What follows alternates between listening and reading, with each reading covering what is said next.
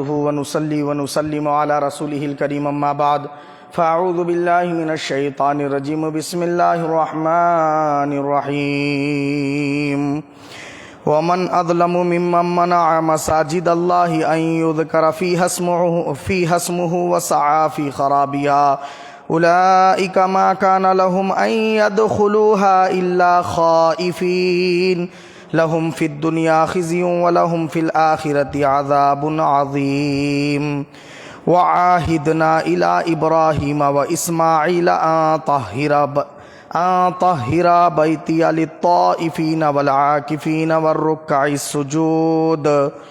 وقال الله تبارك وتعالى يا بني آدم خذوا زينتكم عند كل مسجد وكلوا واشربوا ولا تسرفوا إنه لا يحب المسرفين. صدق الله العظيم. إن الله وملائكته يصلون على النبي يا أيها الذين آمنوا صلوا عليه وسلموا تسليما.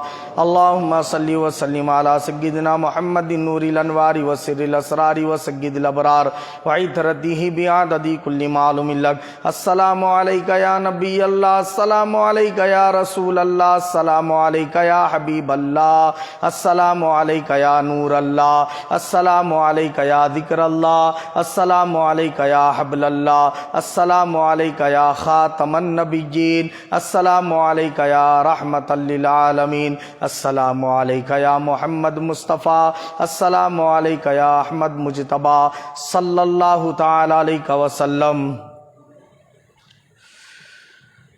مسجد تو بنا دی شب بھر میں ایماں کی حرارت والوں نے، مسجد تو بنا دی شب بھر میں ایماں کی حرارت والوں نے، من اپنا پرانا پاپی ہے برسوں میں نمازی بن نہ سکا، من اپنا پرانا پاپی ہے برسوں میں نمازی بن نہ سکا. عزیزان ملت اسلامیہ، یہ اللہ رب العزت کا بے پناہ فضل و کرم ہے کہ اس نے ہم تمام کو ہر جمعہ کی طرح آج بھی یہاں جمع ہونے کی سعادت نصیب فرمائی. جیسا کہ آپ تمام حضرات جانتے ہیں، ہماری پچھلے جمعہ گفتگو مسجد کی تعمیر اور مسجد کی فضیلت و اہمیت کے بارے میں ہم گفتگو سماعت کیے تھے. آج جو ہماری گفتگو ہے وہ مسجد کے آداب سے متعلق ہے. یعنی پچھلے جمعہ ہم نے پارٹ 1 جو ہے سماعت کیا، آج پارٹ 2 سماعت کریں گے انشاءاللہ تعالی. بآواز بلند درود شریف کا نذران عقیدت پیش فرمائے. اللہم صلی وسلم علی سیدنا محمد نور الانوار وسر الاسرار وسید الابرار وعطرتی بعدد کل معلوم اللہ کا. اور ایک مرتبہ بآواز بلند درود شریف پڑھ لیجیے. اللہم صلی وسلم علی سیدنا محمد وعلی اہل بیتہ عدد ما فی علم اللہ ودوام ملک اللہ. تو میں نے قرآن مجید سے پہلی جو آیت کریمہ تلاوت کی، آیت نمبر 114 سورہ بقرہ کی، سورہ بقرہ کی آیت نمبر 114 اور پارہ نمبر 1 ہے.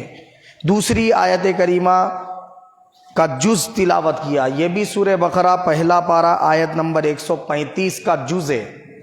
تیسری مکمل آیت تلاوت کی، آیت نمبر 31 سورہ اعراف 8ویں پارے سے. 3 آیات کریمہ کی تلاوت کا میں نے شرف حاصل کیا. اللہ رب العزت سے پوچھتے ہیں مولا مسجد کس لیے ہے، مسجد کس لیے ہے، کیا کرنا چاہیے مساجد کے اندر، کیا کاموں کو انجام دینا چاہیے.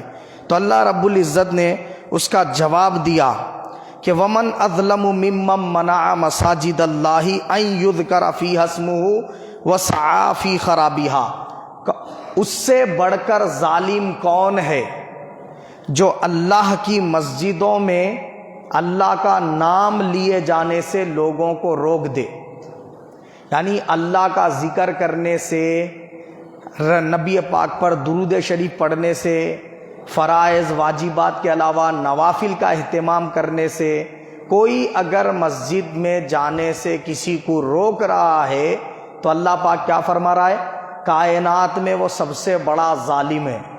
اس سے بڑھ کے کوئی ظالم ہی نہیں ہے، اس سے بڑھ کے کوئی گناہ گار ہی نہیں ہے جو کیا ہے معلوم ہے، اللہ کے مساجد میں اللہ کا نام لیے جانے سے بندوں کو روک دے. تو معلوم یہ ہوا اس آیت شریفہ کے اس کلام سے کہ مسجدیں اللہ کا زیادہ ذکر کرنے کے لیے ہے۔ اب ذکر سے مراد کیا ہے؟ تو اس میں علماء اکرام مفسرین اکرام بیان کرتے ہیں کہ ذکر میں ہر وہ چیز شامل ہے۔ کون سی جو اللہ کی یاد دلانے والی ہے، جس کی نسبت اللہ تعالیٰ کی ذات سے ہے، جیسے تلاوت قرآن کرنا، توبہ استغفار کرنا، سجدہ شکر سجدہ دعا کرنا، اور جو ہے نا کیا ہے مسجد میں جمعہ کا خطبہ، عیدین کا خطبہ دینا، اور اردو میں یا کسی بھی زبان میں لوگوں کی اصلاح کے خطابات کرنا، رسول پاک صلی اللہ علیہ وسلم کی نعتیں پڑھنا، اللہ کی حمد پڑھنا، اور سلام کی مجلسیں سجانا، درود کے دستر پڑھنا، اعتکاف کرنا، کثرت کے ساتھ رکوع سجود کرنا، یہ تمام چیزیں، اور روزے دار کا مسجد کے اندر سحر کرنا اور افطار کرنا، چونکہ سحر بھی کرنا عبادت ہے، افطار کرنا بھی عبادت ہے، اعتکاف بیٹھنا بھی عبادت ہے، اور مسجد حرام میں ایک اور کام کعبۃ اللہ کا طواف کرنا، یہ تمام کام کیا ہے اللہ کا ذکر کرنے میں شامل ہے۔ تو ان تمام کاموں میں سے کسی کام کے لیے کوئی بندہ مسجد میں کسی کو روک نہیں سکتا۔ اگر روک رہا ہے تو پھر اس سے بڑھ کے ظالم کون ہے یہ پوچھ رہا ہے اللہ تعالیٰ۔ وَمَنْ أَظْلَمُ مِمَّنْ مَنَعَ مَسَاجِدَ اللَّهِ، جو لوگوں کو منع کر دے اللہ کا ذکر کرنے سے اللہ کے گھروں میں، وہ سب سے بڑا ظالم ہے۔ اور فرمایا اللہ پاک نے، اور کیا کرے اس سے بڑھ کر ظالم کون، جو مسجدوں کو خراب کرنے والا ہے۔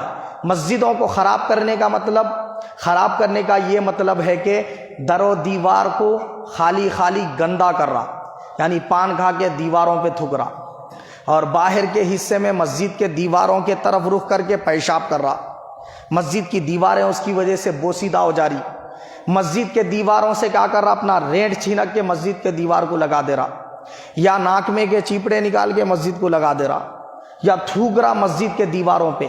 یہ سب مسجد کو خراب کرنے والے چیزوں میں سے ہے۔ اللہ پاک فرما رہا ہے کہ جو مسجد کو خراب کر رہا ہے اس سے بڑھ کے ظالم کون، اور مسجد میں عبادت خدا ہونے سے روک کر مسجد کو ویران کر دے رہا۔ بولے نمازی کئی کو اتنے زیادہ آ رہے، جاؤ وہاں جا کے پڑھو، یہاں جا کے پڑھو، مسجد میں پڑھنا ہی نہیں، بولے نہیں، خالی 2 آدمی پڑھنا، 3 آدمی پڑھنا۔ خیر یہ لاک ڈاؤن کی بات الگ ہے، اس وقت لوگوں کو کثیر اجتماع کی وجہ سے بیماری پھیلنے کا یقین تھا۔ ایسی صورتحال رسول پاک کے زمانے میں بھی جب آئی، صحابہ کے زمانے میں جب آئی، تو وہاں پر ایسا ہی کیا گیا، مساجد کے اندر لوگوں کو آنے سے روک دیا گیا۔ یہ اس وقت کی بات کو چھوڑ دیجئے، آپ بازو میں رکھ دیجئے، یہاں روزمرہ کی بات ہو رہی ہے، یعنی ہمیشہ کی بات ہو رہی ہے۔ جب ایسے حالات نہ ہو کہ بارش اتنی ہو گئی کہ طوفان کے جیسی بارش ہو گئی، پوری سڑکیں کمر تک پانی میں ڈوب گئی ہے، اب آئیں گا تو مصلی کیسا آئیں گا، نالیوں کے پانیوں میں سے گزرتے ہوئے، کیسا جو ہے نا اس کی طبیعت بھی خراب ہونے کا اندیشہ رہتا۔ تو ویسی صورتوں میں مصلیان مسجد کو گھروں میں ہی اپنے نماز ادا کر لینے کی اجازت ہے، اور بلکہ مؤذن حضرات رسول پاک صلی اللہ علیہ وسلم کے زمانے میں اذان کے ساتھ یہ بھی کہتے تھے کہ اپنے اپنے گھروں میں نماز پڑھ لو۔ تو معلوم یہ ہوا کہ جب حالات خراب ہوں، کیا کرفیو کا معاملہ ہو، لاک ڈاؤن کی جیسی صورتحال ہو، یا وبا بہت خطرناک پھیلنے کا خدشہ ہو، ویسے صورتوں میں آپ گھر میں نماز پڑھ لیں، آپ کو مسجد میں ہی پڑھنے کا ثواب ملے گا۔ لیکن جب ویسے حالات نہ ہو، کشادہ حالات ہو، اچھے حالات ہو، ایسے مواقع پر مسجد میں آنے سے کوئی کسی کو روک نہیں سکتا، 5 وقتہ نمازوں کے لیے کوئی روک نہیں سکتا۔ وہ ٹائموں پہ کیا ہے معلوم ہے، وہ وقتوں پر اگر نماز سے روک رہا ہے تو اس سے بڑھ کر ظالم کون، فرما رہا ہے اللہ پاک۔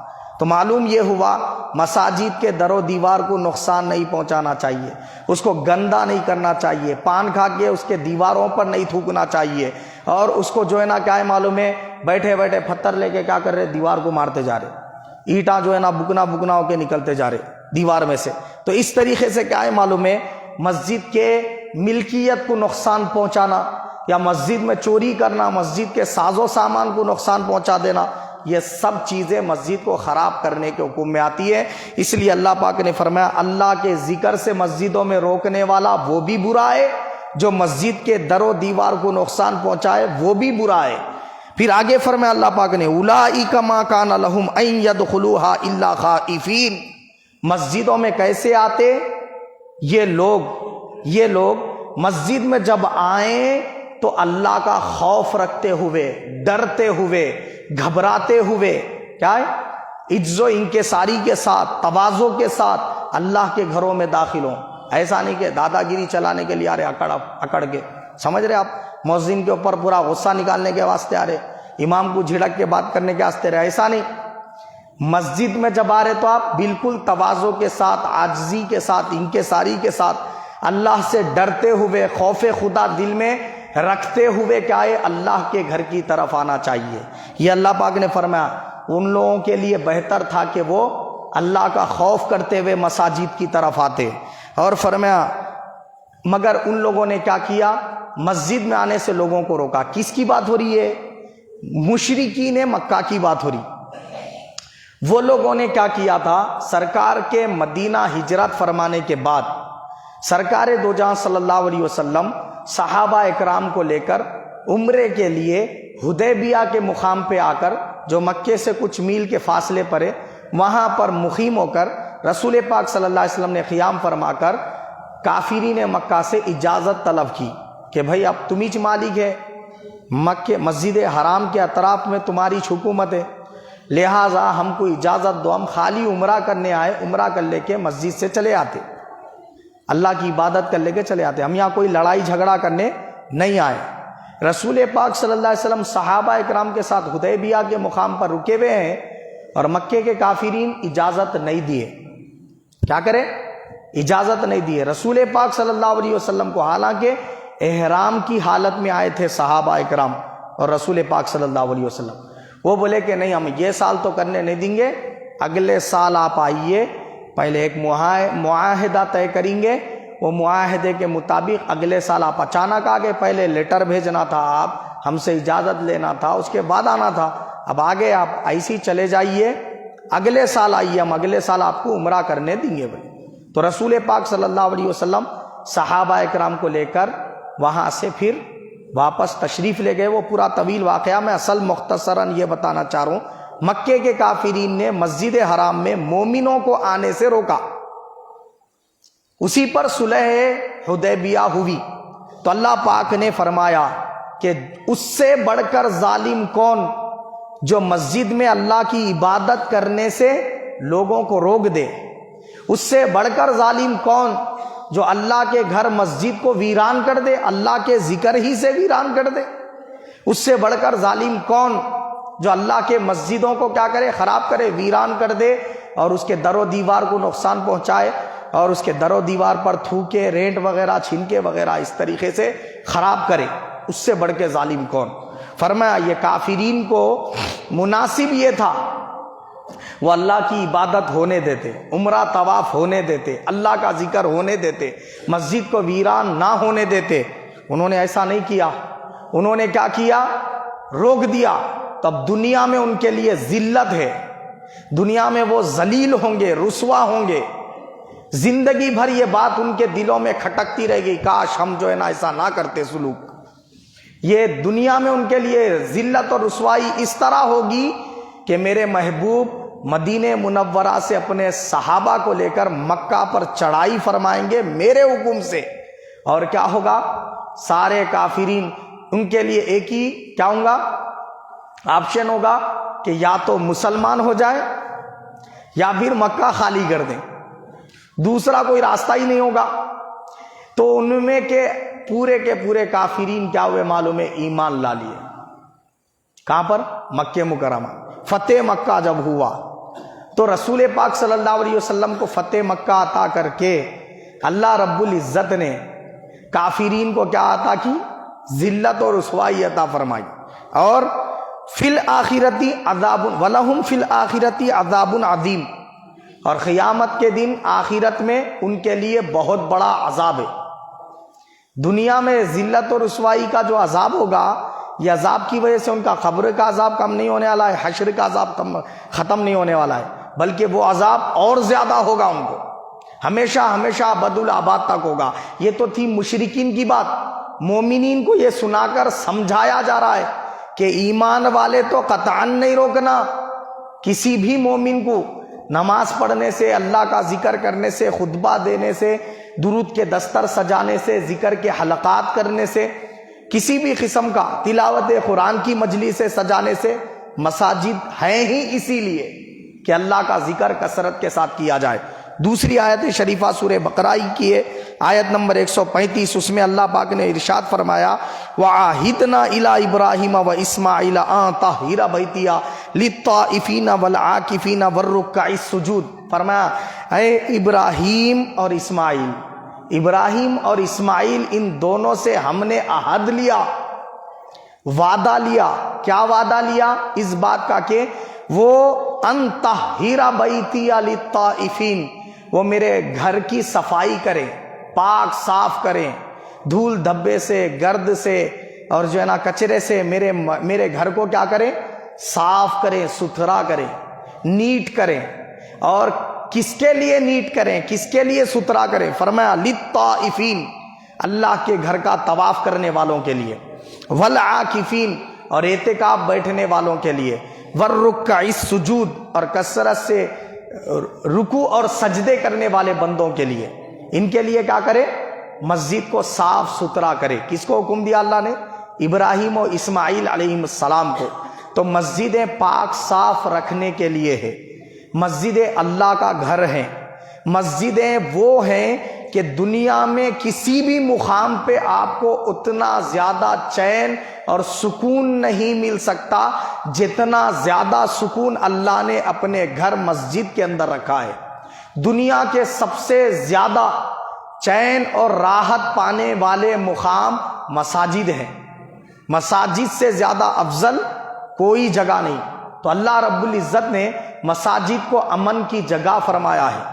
کہیں پر بھی اگر عذاب الہی آ رہا تو مساجد کے اندر جو اشخاص داخل ہو جاتے ان پر عذاب الہی نہیں آتا۔ بات سمجھ رہے آپ؟ کئی مرتبہ کئی مواقع پر مشاہدات کیے گئے کہ طوفانوں میں بستیاں اجڑ گئی مگر مساجد کو دھکا تک نہیں لگا۔ بہت سارے واقعات ہیں بے شمار۔ تو اللہ رب العزت نے امان دے رکھی ہے ان اشخاص کو جو اللہ کے گھروں میں داخل ہوتے ہیں۔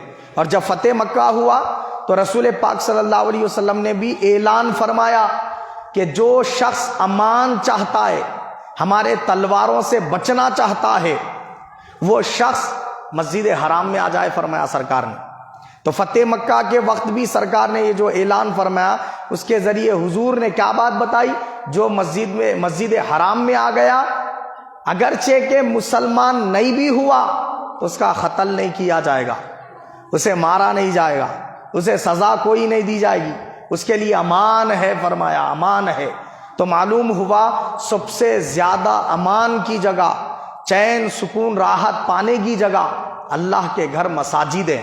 تو یہاں پر صرف اللہ کا ذکر ہونا چاہیے، مساجد میں اللہ کے نبی صلی اللہ علیہ وسلم پر درود و سلام ہونا چاہیے، مساجد کے اندر نعتیہ محفلیں سجنی چاہیے، مساجد کے اندر کیا ہے معلوم ہے اعتکاف ہونا چاہیے، روزے داروں کی سحر اور افطار ہونی چاہیے، تلاوت قرآن ہونی چاہیے، نوافل جو ہے نا مساجد کے اندر ادا کیے جانے چاہیے۔ تو اس طریقے سے مساجد کا احترام ہونا چاہیے۔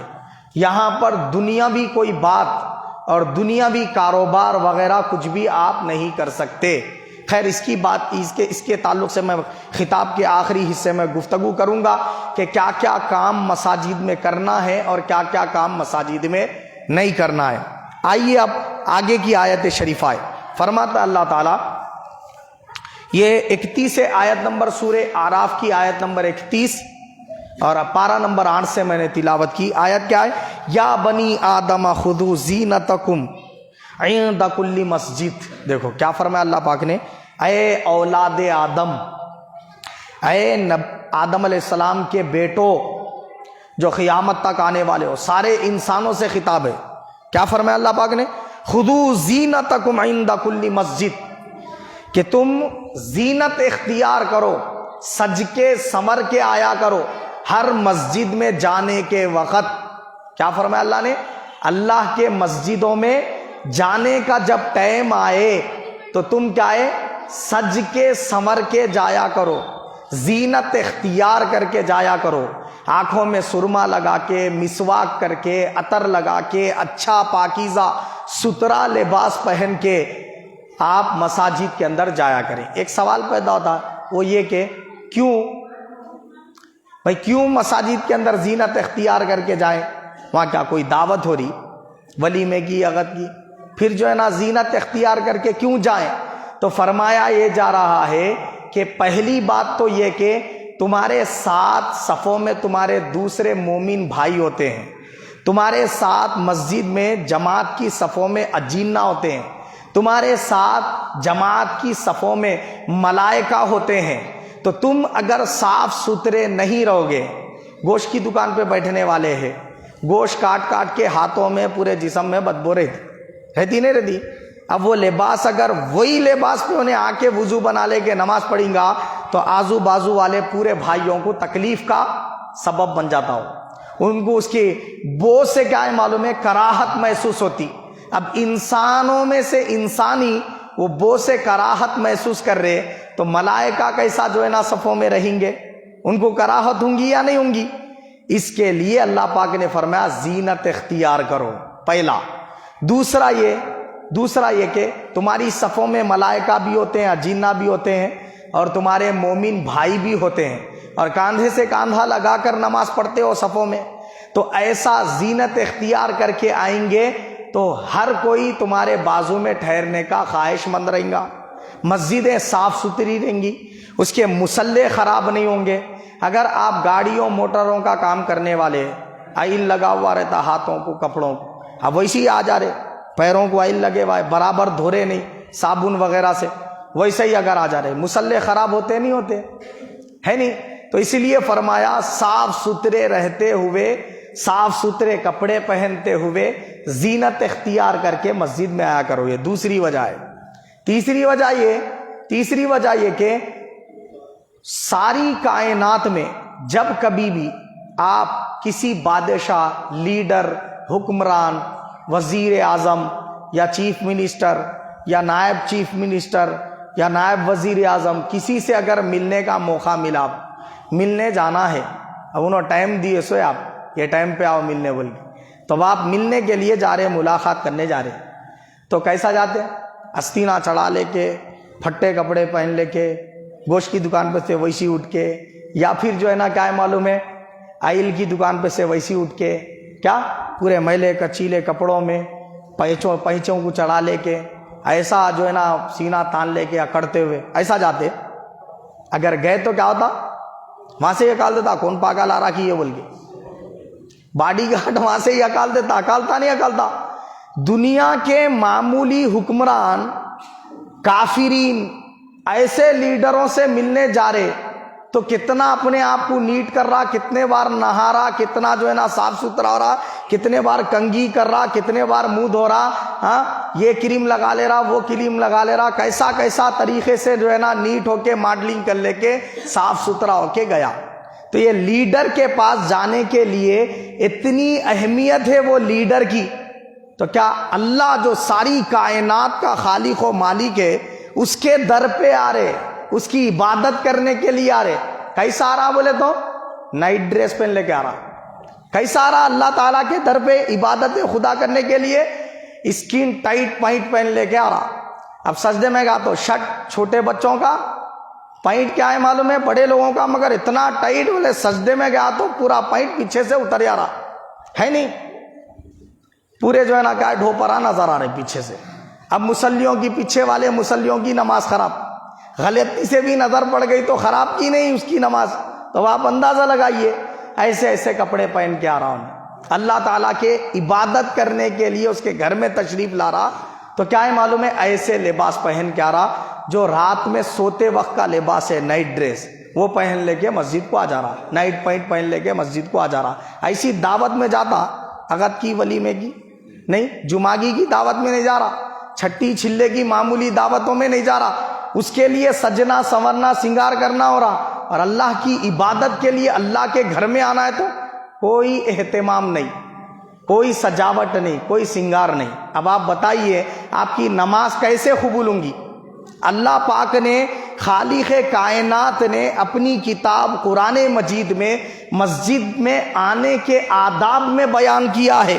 کیا بیان کیا؟ فرمایا یا بنی آدم خذوا زینتکم عند کل مسجد، ہر مسجد میں جانے کے وقت سج کے سنور کے ماڈلنگ کر کے اچھے صاف ستھرے کپڑے پہن کے آؤ، کیا پاکیزہ لباس پہن کے آؤ، تمہارے لباس سے تقوی جھلکتے رہنا، تواضع عاجزی ان کے ساری جھلکتے رہنا، اکڑنے کا پن یا غرور تکبر تمہارے لباس سے نہیں جھلکنا، ایسے ایسے لباس ایسی زینت اختیار کر کے آؤ۔ کلو وشربو، کھاؤ پیو، تو مسجد میں کھانے پینے کی بات نہیں ہو رہی ہے، خالی ٹائم پہ کھاؤ پیو حلال رزق۔ مسجد میں اگر کھانا ہے تو صرف معتکف کو اجازت ہے، اور ایسا روزے دار جس روزے دار کے وہ شہر میں یا وہ گاؤں میں کوئی اور عزیز و اقارب نہیں رہتے، انہیں سفر پہ آیا ہوا ہے، تو ویسا روزے دار مسجد کے اندر سحر بھی کر لے سکتا، افطار بھی کر لے سکتا۔ سمجھ گیا آپ؟ اب پہلے یہ سمجھ لیجئے مسجد بولتے کس کو؟ کیا وہاں جہاں بیٹھ کے آپ وضو بنا رہے اس کو مسجد بولتے کیا؟ وہ جہاں پہ جا کے آپ پیشاب پاخانہ کر رہے طہارت خانے اس کو مسجد بولتے؟ نہیں، وہ مسجد سے منسلک حصہ ہے، مسجد نہیں ہوتا وہ۔ وہاں بیٹھ کے آپ کلی کر لو، تھوک لو، ناک چھینک لو، کیا بھی کر لو، دنیاوی بات اگر وہاں پہ بھی کرے تو کوئی حرج نہیں ہے۔ بیت الخلاء میں جا رہے پیشاب کرنے کے لیے جا رہے، اگر اس کو مسجد بولیں گے تو وہاں پیشاب کر سکتے؟ مسجد میں حرام ہے، کہاں کر سکتے بولا آپ؟ تو مسجد سے منسلک حصہ ہے، مسجد کا طہارت خانہ بولتے اس کو، مسجد کا وضو خانہ بولتے، مسجد نہیں ہوتا وہ، مسجد سے منسلک حصہ ہے۔ جیسے امام یا مؤذن کو روم دیا جاتا تو مسجد کا روم ہے، جیسے ہمارے مسجد رحمانیہ میں بھی اوپر کے حصے میں بہت سارے جو ہے نا روم کرائے پہ دیے گئے، تو وہاں پر جو ہے نا جو حضرات رہ رہے وہ روموں میں، تو اس کو کیا بولتے؟ مسجد کے کمرے بولتے، مسجد نہیں بولتے اس کو۔ تو وہ کمروں میں بیٹھ کے اگر کوئی دنیاوی بات کرا تو اس کے لیے کوئی پابندی نہیں ہے، کوئی حرج نہیں ہے، کر سکتا انہیں، کاروبار کی بات کر لے سکتا، رشتہ داریوں کے باتیں کر لے سکتا، نہیں وہاں پانا کھا لے سکتا، کچھ بھی کھا سکتا انہیں، مسئلہ نہیں ہے اس کے لیے۔ لیکن مسجد جہاں پر آپ 5 وقتہ نماز ادا کرتے، یہ جو حصہ ہے 3 ڈوروں کے اندر کا، یہ پورا حصہ مسجد ہے۔ اب اس کے اوپر کا حصہ بھی مسجد ہے، اس کے اوپر کا حصہ بھی مسجد ہے۔ یہ صرف کس لیے بنایا گیا ہے؟ عبادت خدا کے لیے بنایا گیا ہے۔ یہاں یہ حصے میں صرف عبادت ہی ہونا، دوسری بات نہیں کر سکتے، کاروبار نہیں کر سکتے، بھلے کوئی بھی کاروبار ہو نہیں کر سکتے، دنیاوی گفتگو یہاں پہ بیٹھ کے نہیں کر سکتے۔ حدیث پاک میں اللہ کے رسول صلی اللہ علیہ وسلم نے فرمایا جو اللہ کے گھر میں مسجد میں بیٹھ کر، اب سمجھ میں آگا نا مسجد کس کو بولتے؟ تو جہاں عبادت خدا کرنے کا حصہ ہے اتنے حصے میں بیٹھ کے کاروبار کی بات کرا، دنیاوی بات کرا، یا وہاں اونچی آواز میں بات کرا، تو حضور فرمایا اس کی 40 سال کی عبادت منہ پہ مار دی جاتی۔ 40 سال عبادت کا راسو ہے انہیں، اور وہ قبول ہو گئی تھی، وہ قبول ہوئی 140 سال کی عبادت اس کے منہ پہ مار دی جاتی۔ اب آپ اندازہ لگائیے، اور یہ حصے میں بیٹھ کے دنیاوی باتیں تو چھوڑو، آپ فونا لے کے بیٹھ جا رہے، گانے دیکھ رہے بچے، ہمارے نوجوان، کیا ہے مسجد کا کوئی احترام ہی نہیں ہے، وہاں بیٹھ کے یوٹیوب دیکھ رہے، وہاں بیٹھ کے وہ چینل لگا لے رہے، یہ چینل لگا لے رہے، تراویحوں میں تو خاص طور پہ یہ چیزیں جو ہے نہ کر رہے نوجوان حضرات، تو اس سے اجتناب کریں۔ اگر آپ ذرا اندازہ لگائیے، ایک بار دنیاوی بات کرا تو 40 سال کی عبادت منہ پہ مار دی جاتی، اب پھر باقی کیا بستا؟ پہلے تو عبادت برابر کر رہے نہیں، پھر کرے سو عبادت بھی ایسا کھپا دے رہے، تو آپ بتائیے کیا اجر ملیں گا، کیا فضیلت ملیں گی، کیا اللہ کی جانب سے انعام ملے گا؟ تو مسجد کا احترام ہر مسلمان کے لیے ضروری ہے۔ ایسا نہیں کہ میں بری نہیں ہوں، مؤذن صاحب بری نہیں ہے، ہم لوگ کچھ بھی کر سکتے، ویسا نہیں ہے۔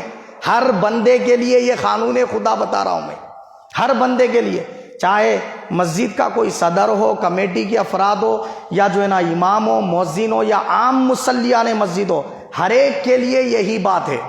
اور کیا ہے؟ مسجد میں جب آ رہے تو سگریٹ پی کے نہیں آنا، کچی پیاز کچا لہسن کھا کے نہیں آنا، مسجد کے اندر آپ آ رہے تو گٹکے کھا کے نہیں آنا۔ کیوں؟ اس لیے کہ یہ جو چیزیں ہیں اس سے عام آدمی کو کراہت ہوتی اور ملائکہ کو تو زیادہ کراہت ہوتی، ان کو کچے لہسن اور کچی پیاز کی بو ناپسند ہے فرشتوں کو، لیکن مچھلی کھا کے آ سکتے مسجد میں، کوئی حرج نہیں ہے، اگرچہ کہ مچھلی کھانے کے بعد بو آتی ہے منہ میں سے، لیکن اس کے باوجود آپ مچھلی کھا کے مسجد میں آ سکتے۔ میں جس کی بات بتا رہا ہوں وہ کیا ہے؟ کچی پیاز اور کچا لہسن، یہ دونوں چیزیں ایسی ہے کھاتے ہی مسجد کو نہیں آنا۔ اگر آنا ہے، اب نماز کا وقت ہو گیا، پڑھنا ہی ہے نماز، تو اس صورت میں مسواک اچھی طرح کر لے کے منہ کی بو کو زائل کر کے آئیں، سمجھ گئے؟ وضو خانے کے پاس بیٹھ کے اچھی طریقے سے مسواک کر لیں، تھوڑی سونف کھا کے بو کو زائل کر دیں، کیا؟ اور سگریٹ اگر پیئیں تو تھوڑی سونف کھا لیں یا کوئی بھی خوشبودار چیز جو ہے نا چبا کے اس طریقے سے منہ کی بدبو کو زائل کر کے مسجد کے اندر آئیں۔ یہ مسجد کے احترام میں سے، آداب مسجد میں سے ہے۔ تو عزیزان ملت اسلامیہ، ان آیات شریفہ کی روشنی میں ہم نے سماعت کیا کہ مسجد کے اندر کیا کرنا ہے آپ کو؟ اللہ کا ذکر، نبی پر درود و سلام، اور جو ہے نا کیا ہے نعتیہ محفلوں کا سجانا، خطبات کا دینا، یا اردو میں ہی صحیح اصلاحی بیانات کرنا، یہ تمام مجالس آپ سجا لے سکتے مسجد کے اندر۔ درود شریف کے دستر کے علاوہ تلاوت قرآن، ذکر کے حلقات کی مجلسیں، یہ سب آپ کبھی بھی سجا لے سکتے ہیں۔ مگر ایک بات ذہن نشین کر لیں کہ مسجد میں جب نمازوں کا ٹائم فکسڈ ہے، پانچوں وقت کی نمازوں کا ایک وقت مقرر ہے کہ یہ ٹائم پہ نماز ہوگی، تو اسی ٹائم پہ آپ کو آنا ہے مسجد میں۔ مطلب 1:30 بجے جماعت ہے سمجھو ظہر کی، تو 1:30 بجے جماعت ہے تو آپ 1:10 کے بعد جیسے ہی اذان ہوئی آپ مسجد میں آ سکتے، اذان سے پہلے 5 منٹ پہلے بھی اگر آنا ہے تو آ سکتے، بالکل آ سکتے، کوئی حرج نہیں ہے۔ اور مسجد کا آخری مصلی مسجد میں سے نکلنے تک آپ مسجد میں آ سکتے۔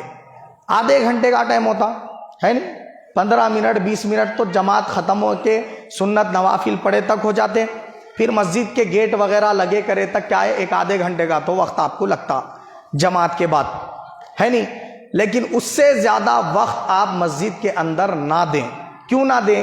اس لیے نہ دیں کیونکہ مؤذن جو صاحب ہے وہ اذان سے آدھا گھنٹہ پہلے، 10 منٹ پہلے، 15 منٹ پہلے آتا ہے، اور پورے مصلیان مسجد جانے کے بعد لاک کر کے جانا ہوتا ہے اس کو، پھر اس کے بعد میں پھر اگلی نماز کے لیے سب سے پہلے اس کو آنا پڑتا نہیں آنا پڑتا۔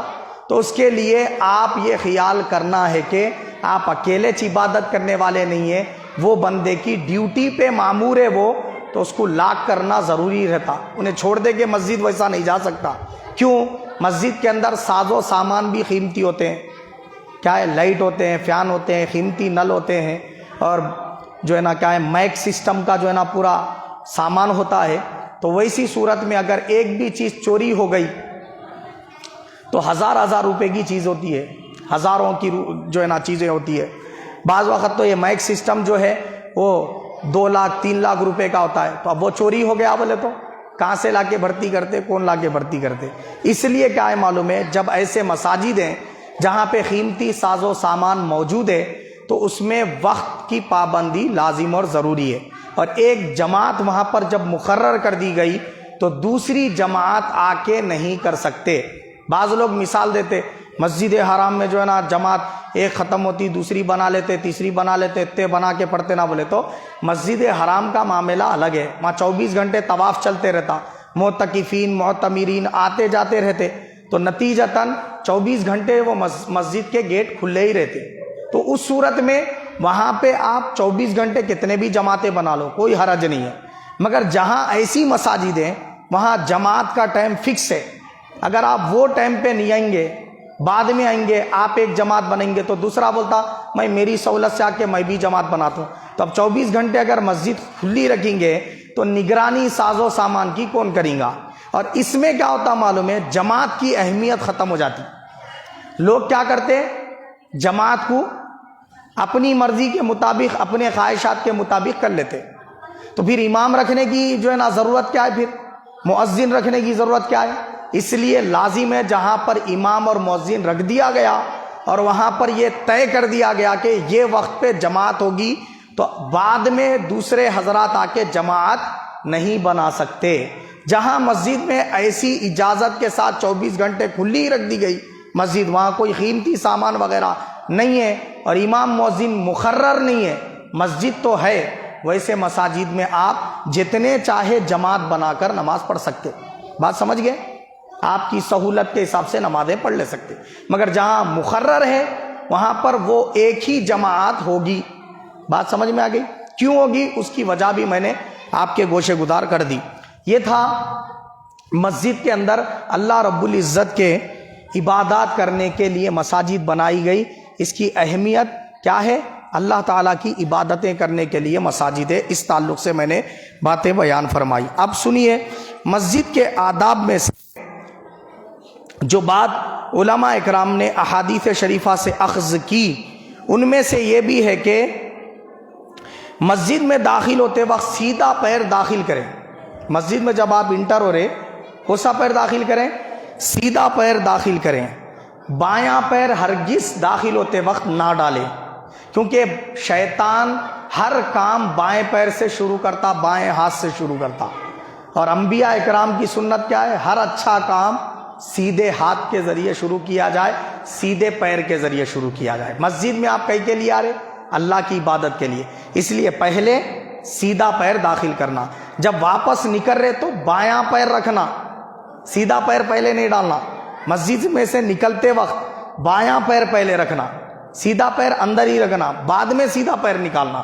داخل ہوتے وقت سیدھا پیر پہلے داخل کرنا، اور دعا پڑھنا، اللہم افتح لی ابواب رحمتک نویت سنت الاعتکاف اللہم صلی علی محمد وعلی آل محمد۔ اس طریقے سے رسول پاک صلی اللہ علیہ وسلم پر درود و سلام پڑھنا۔ یہ ہو گئی دعا، بہتر ہے یاد کر لے زبانی، اگر یاد نہ بھی ہو تو بسم اللہ الرحمن الرحیم الصلاۃ والسلام علیکہ یا رسول اللہ، یہ بول کے بھی آپ داخل ہو سکتے۔ نویت سنت الاعتکاف بول کے جو بندہ مسجد میں داخل ہوتا تو اس کا اعتکاف شروع ہو جاتا مسجد میں داخل ہوتے، جب تک مسجد میں اعتکاف کی حالت میں رہتا انہیں۔ اس صورت میں آپ پانی پیے کوئی حرج نہیں، کھانا کھائے کوئی حرج نہیں، کوئی چیز کھائے تو کوئی حرج نہیں ہے مسجد کے اندر، کیونکہ اعتکاف میں بیٹھے ہوئے شخص کے لیے یہ کھانا جائز ہے، پہلی بات۔ دوسری بات، اس دعا کی فضیلت یہ حاصل ہوں گی آپ کو، ہر سانس پہ ایک نیکی لکھی جائے گی، جب تک آپ مسجد میں رہیں گے ہر سانس پہ ایک نیکی۔ تو یہ ہو گیا مسجد میں داخل ہونے کا طریقہ۔ جب مسجد میں آپ آ گئے، اگر آپ کو کوئی جگہ نہ ملے تو صفوں کو پھلانگتے ہوئے جو ہے نا نہیں آنا چاہیے مسجد میں، سروں پہ سے پھلانگتے ہوئے کیا کرتے لوگ آتے رہتے اگلی صفوں میں آنے کے لیے، تو یہ طریقہ غلط ہے۔ صحیح یہ ہے کہ آپ کو جہاں جگہ میسر آئے وہاں پہ بیٹھ جائیں آپ مسجد میں داخل ہونے کا، بغیر سروں کو پھلانگے کے۔ تیسری بات یہ کہ مسجد کی کوئی جگہ اپنے لیے خاص نہ کر لیں، ہمیشہ ایک ہی جگہ خاص کر لے کہ میں یہیں بیٹھتا ہوں بول کے خاص نہ کر لیں، کوئی دوسرا بیٹھا تو آپ اس سے لڑے میری جگہ کدھر بول کے، تو یہ طریقہ غلط ہے۔ تیسرے کہ لوگوں کی گردنیں نہ پھلانگیں، اور چوتھے کہ دنیا کی باتیں نہ کریں۔ میں نے بتا دیا دنیا کی باتیں کریں گے تو سزا رسول پاک نے کیا سنائی۔ اور مسجد میں اشعار نہیں پڑھنا چاہیے۔ اشعار بولے تو کون سے اشعار؟ وہ اشعار جو لیلا کے بارے میں لکھے جاتے، لیلا مجنوں والے جو اشعار رہتے نہیں، وہ اشعار مسجد کے اندر نہیں پڑھ سکتے۔ ہاں اللہ کی حمد، اللہ کی ثنا کے اشعار پڑھ سکتے مسجد کے اندر، نصیحت آمیز اشعار مسجد میں پڑھ سکتے، رسول پاک کی نعت کے جو اشعار ہیں وہ مسجد میں پڑھ سکتے کیا، لیکن ایسے اشعار جو لیلا کے لیے لکھے جاتے یا لیلا مجنوں کے لیے لکھتی، وہ اشعار مسجد کے اندر پڑھنا حرام ہے، جائز نہیں ہے۔ اسی طریقے سے مسجد کے اندر کھانے پینے اور سونے سے بچیں، عام آدمی کے لیے یہ بات۔ اعتکاف میں جو بندہ ہے یا روزے دار جو بندہ ہے وہ مسجد میں لیٹ سکتا، اس کے لیٹنے میں کوئی کراہت نہیں ہے۔ اگر پیر میں مٹی لگی ہوئی ہے یا جوتوں میں یا چپل میں گندگی لگی ہوئی ہے تو وہ گندگی والے جوتے لے کر مسجد میں نہ آئے، پہلے باہری سڑک پر ہی اس کو دھولے صاف کر لے اچھی طرح, اس کے بعد مسجد کے اندر داخل ہوں. اور کیا کریں, لڑکوں یعنی ایسے بچے بالکل کم عمر ہیں, 2 سال کے, 2.5 سال کے, 3 سال کے بچے ہیں, ان کو شعور نہیں رہتا نماز پڑھنے کرنے کا, سمجھداری والا, ایک جگہ بٹھائے تو نہیں بیٹھتے, ویسے بچوں کو مسجد میں نہ لائیں. سرکار نے حدیث پاک میں فرمایا ویسے بچوں اور دیوانوں پاگلوں سے مسجد کی حفاظت کرو. بولے سرکار پاگل دیوانے کو بھی مسجد میں لانے کی اجازت نہیں ہے. کیوں؟ انہیں کب کیا کر دیں گا معلوم ہی نہیں. پاگل ہے, دیوانہ ہے, انہیں کچھ بول بھی نہیں سکتے. اس کو اپنی ہوش نہیں رہتی, پیشاب بھی کر دے سکتا, انہیں پاخانہ بھی کر دے سکتا, سمجھ ہی نہیں ہے نا اس کو, دیوانہ پاگل ہے. ایسے ہی چھوٹا بچہ ہے 2 سال 3 سال کا, وہ بچے کو یہ شعور نہیں رہتا کہ کہاں پیشاب کرنا چاہیے کہاں نہیں کرنا چاہیے. اب انہیں مسجد میں کر دیں گا تو مسجد کے مصلے خراب ہو جاتے, نماز پڑھنے کے لیے وہ جگہ ناپاک ہو جاتی, پڑھ سکتے کیا اس جگہ پہ. اس لیے ایسے بچوں اور دیوانے پاگلوں کو مسجد میں لانے کی اجازت نہیں ہے, ان کا لانا جائز نہیں ہے. ہاں اچھے سمجھدار بچے بولے تو سنتے اور ایک جگہ بٹھا دیے تو بیٹھ سکتے, ویسے بچوں کو اگر آپ مسجد میں لا رہے تو کوئی حرج نہیں ہے, لا سکتے سمجھدار بچوں کی, اور انہوں گندگی وغیرہ نہیں کر سکتے, یہ یقین ہے آپ کو, اور آپ کے سمجھانے سے سمجھتے, ویسے بچوں کو لا سکتے. مسجد میں جب جھاڑو جھٹکا کرے, میں نے پہلے بھی بتائی تھی یہ بات کہ صرف مؤذن کا کام ہی نہیں ہے صفائی کرنا, ہم سب حضرات کا کام ہے کہ ہم کیا کریں, مسجد میں کہیں پر بھی کچھ بھی کچرا دیکھیں اس کو اٹھا کر اپنے ہاتھ سے لے جا کر پھینک دیں. جو بندہ یہ چاہتا ہے اللہ اس کے دل سے غرور و تکبر کو مٹا دے, اللہ اس کے دل سے حسد جلن کینہ کپٹ کو مٹا دے, اس کا دل ان گندگیوں سے پاک کر دے, وہ اللہ کے گھر کی صفائی کیا کرے, اللہ کے گھر کو پاک صاف کیا کرے, تو اس کے دل سے اللہ دشمنیوں کو ختم کر دے گا, نفرتوں کو ختم کر دے گا, غرور تکبر کو ختم کر دے گا, عناد عداوت کو ختم فرما دے گا, بغض حسد جلن کو ختم فرما دے گا. تو یہ سب اس کی برکتیں ہیں. تو صرف مؤذن کے لیے ہی نہیں ہے, ہم سب حضرات کے لیے, اگر کہیں پر بھی کچھ کچرا کوڑا وغیرہ نظر آئے تو فوراً جو ہے نا جھاڑ کے آپ اپنے ہاتھ سے اٹھا دیں, اس میں ہمارے لیے اجر اور فضیلت ہے. ٹھیک ہے, فضیلت کیا ہے آپ نے سماعت کر لی. وہ کچرے کو ڈالنا کا, کچرے کا بھی ادب کرنے کا حکم دیا گیا ہے. وہ کیونکہ آپ کے گھروں کا کچرا نہیں ہے, مسجد کا کچرا ہے, تو اس کو ایسی جگہ پہ نہیں ڈالنا, بولے جہاں نالی ہو, پیشاب پاخانہ جیسی گندگیاں جہاں پر ہو, یا لوگ ناک چھینکتے ہوں تھوکتے ہوں, ویسے مقامات پہ وہ کچرا نہ ڈالا جائے. کہاں ڈالا جائے؟ ایسے مقام پہ ڈالا جائے جہاں لوگ زیادہ تھوکتے کرتے نہیں, پیشاب وغیرہ نہیں کرتے, گندگی نہیں کرتے, ویسے مقام پہ وہ کچرے کو ڈالنے کا حکم ہے. تو آپ اندازہ لگائیے مساجد کا احترام کیا ہے, اس کی عظمت کیا ہے, کیونکہ یہ اللہ کا گھر ہے, ہمارا گھر نہیں ہے. کس کا گھر ہے؟ اللہ کا گھر ہے. اس کے لیے یہ قوانین بتائے گئے, یہ احترام اور یہ ادب بتایا گیا. اب آخری باتیں عرض کر کے میں بات کو سمیٹ رہا ہوں, وہ یہ کہ کیا چیزیں مسجد کے اندر کرنا حرام ہے, مکروہ تحریمی ہے, حرام کے قریب ہے. کیا ہے وہ چیزیں؟ پہلا یہ کہ مسجد کے دروازے کا بند کر دینا, یعنی میں نے پہلے بھی وضاحت کی, کیسے ٹائم پہ جب نماز کا ٹائم ہے, لوگ نماز کے لیے آ رہے, وہ ٹائم پہ مسجد کے دروازے بند کر دینا, ہکالنا, جاؤ نماز کے لیے نہ ہو. یہ لاک ڈاؤن کی بات نہیں کر رہا ہوں میں, پہلے بھی وضاحت کیا, روزمرہ کے نمازوں کی بات کر رہا ہوں. اور جب حالات پوشیدہ ہوں, حالات اچھے ہوں, وہ مواقع پر مسجد کے دروازے اگر بند کر رہا ہے تو وہ شخص کے لیے اللہ پاک نے فرمایا عذاب عظیم دوں گا اس کو. اس لیے کیا ہے معلوم ہے, اس سے بچنا چاہیے. لیکن جب حالات بگڑیں, کرفیو لگ جائے اور لاک ڈاؤن کے جیسے جو ہے نا حالات آ جائیں, تو ویسی صورت میں آپ کو کیا کرنا چاہیے, مساجد میں اگر کوئی دروازے بند کیے جا رہے ہیں, لاک کیا جا رہا ہے اور کم مصلی نماز ادا کر رہے ہیں, تو آپ کو گڑبڑ نہیں کرنی چاہیے, کیونکہ یہ حکومت کی طرف سے جو قوانین نافذ کیے جا رہے ہیں اس پر عمل کرنے کے لیے ہے. تو اس وقت ایسے حالات میں آپ کا گھر پہ نماز پڑھنا افضل ہے, اور گھر پہ نماز پڑھے تو آپ کو مسجد میں نماز پڑھنے کا اجر اور فضیلت مل جاتی. ویسے حالات میں جب حالات کشادہ ہوتے, وہ ٹائم پہ مسجد کے دروازے بند نہ کیے جائیں، اگر کر رہے بند تو یہ حرام ہے، حرام کے قریب ہے۔